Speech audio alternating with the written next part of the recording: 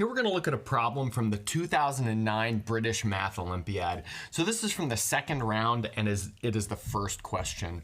So the goal is to find all non-negative integers a and b such that the square root of a plus the square root of b equals 2009. So let's look at some hints before we go through a solution.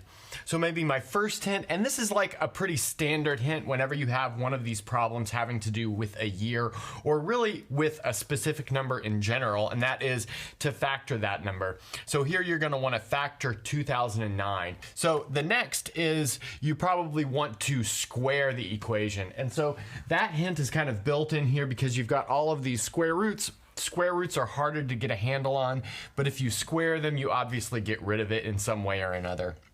And then the third hint is to reduce this to a smaller problem. So maybe you can reduce this to a problem where you don't have the square root of 2009 over here, but you have the square root of something that's a little bit easier to work with. Okay, so maybe give this problem a go with these hints and then we'll come back with a solution. So hopefully those hints were helpful, and now we're ready to look for a solution. So the first thing that I want to do is take this equation here, the square root of a plus the square root of b equals the square root of 2009, and I'm not going to square it just as is, because notice if I square it just as is, I'll have something involving the square root of a times b. But actually we can make it a little simpler than that, and we can do that by moving a or b to the other side. And it doesn't really matter which one we do because it's like kind of symmetric. The symmetry is built into the equation here.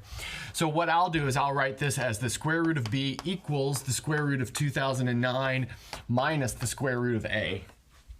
Now I'll take this equation and square it, and let's see what we get.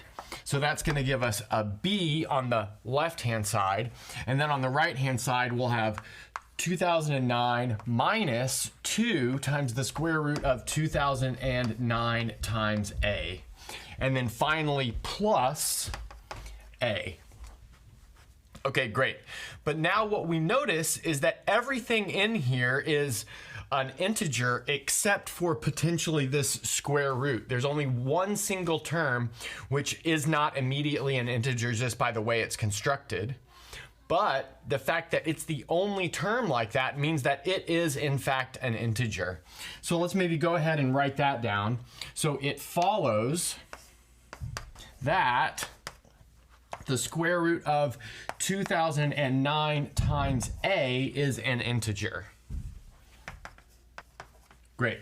So the next thing that I want to do is point out that 2009 actually factors in a nice way.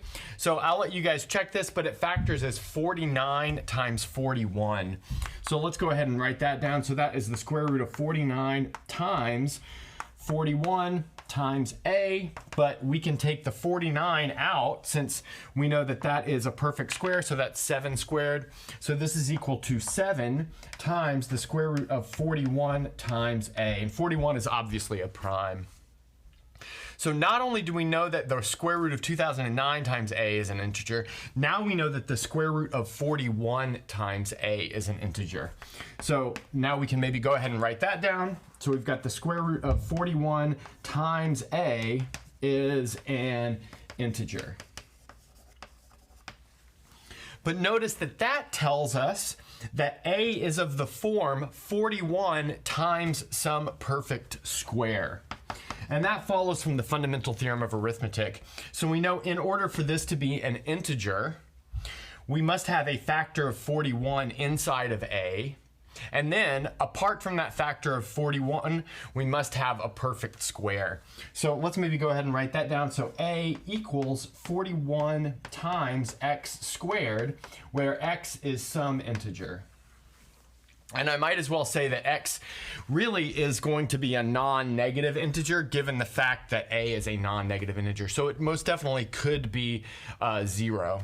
Okay, so the next thing that I want to do is notice that this exact argument follows similarly for b. And so we can maybe just go ahead and write that at the bottom. So similarly, we have b equals 41 times y squared, where y is some integer.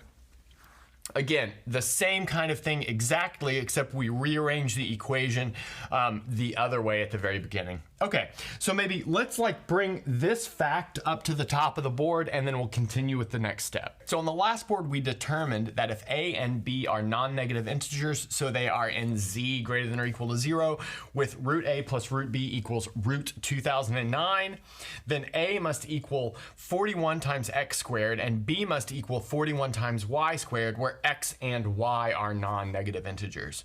So now what we want to do is take this new found fact that a and b have that form and plug it into the original equation, keeping in mind that this root 2009 is really equal to 7 times root 41. Okay, good. So let's go ahead and do that. So again, like I just said, this star equation is going to become the following. So we'll have the square root of 41x squared plus the square root of 41y squared equals 7 times the square root of 41. So now notice we can cancel a square root of 41 from both sides. And then furthermore, we can take the square root of x squared and the square root of y squared. And so that's going to give us x plus y equals 7. Notice we don't need absolute values on the x plus y like we would normally need, because x and y are non-negative.